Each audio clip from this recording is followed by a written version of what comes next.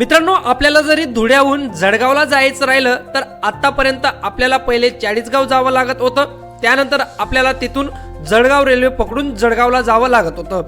परंतु हा प्रवास आता धुळे ते जळगाव डायरेक्ट होणार आहे। तो कसा? जळगावहून अंमळनेर नरडाणा मार्गे धुळ्याचा जो प्रवास आहे तर तो जळगाव पर्यंत आता करता येणार आहे। या संदर्भात काय महत्त्वपूर्ण अपडेट आलेली जाणून घेऊया सविस्तर या व्हिडिओच्या माध्यमातून।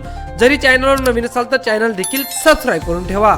मित्रांनो, खानदेशातील जळगाव आणि धुळे दोन मोठ्या शहरांना जोडणारा थेट महामार्ग उपलब्ध असला तरी रेल्वे मार्ग अस्तित्वात नाही।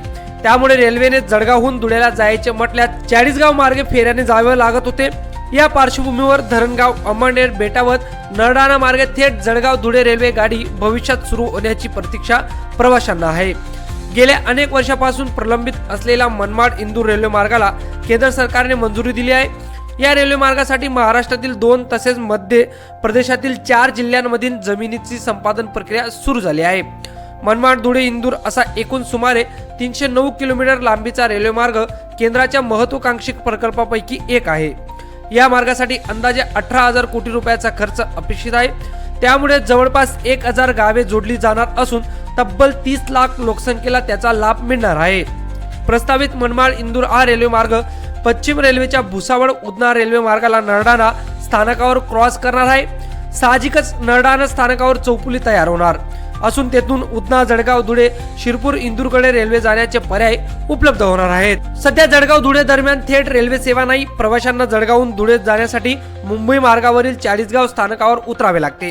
तेथून नंतर चाळीसगाव धुळे गाडी पकडावी लागते। जळगाव चाळीसगाव धुळे प्रवासासाठी जवळपास 150 किलोमीटर अंतर आणि 2.5 तासांचा वेळ सहज लागतो।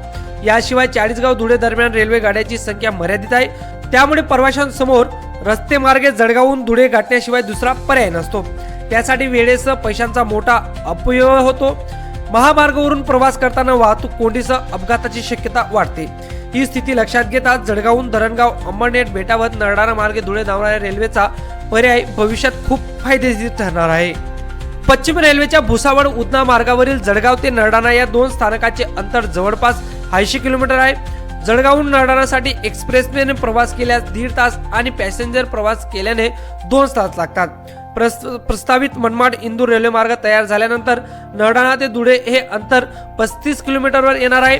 नरडाणाहून धुळे गाठण्यासाठी 1 तासाचा प्रवास गृहीत धरला तरी जळगावहून अंमळनेर नरडाणा मार्गे धुळे जाण्यासाठी पॅसेंजर गाडीने फार तर 3 तास लागतील। मात्र रेल्वेने प्रवासाची सुविधा उपलब्ध झाल्याने प्रवासाचा खर्च मोठ्या प्रमाणात कमी होईल। धरणगाव अंमळनेर बेटावत नरडाणा इथून धुळे या ये जा करणाऱ्या प्रवाशांसाठी हा नवीन मार्ग खूपच सोयीचा ठरेल। या दृष्टीने भविष्यात नरडाणा स्थानकालगत जळगाव धुळे नवीन रेल्वेसाठी वळण मार्ग उभारण्याचा विचार रेल्वे प्रशासन करू शकते। तर मित्रांनो, अशा पद्धतीने आता धुळे नरडाणा मार्गे आपल्याला जळगाव जाण्यासाठी रेल्वे ही मिळू शकते। याची जी वर्किंग प्रोग्रेस आहे तर ती कुठपर्यंत आलेली या संदर्भात जी काही आपण अपडेट येईल ती अपडेट आपल्या चॅनलवर आणणारच आहोत। त्यासाठी चॅनल सबस्क्राईब करून घ्या।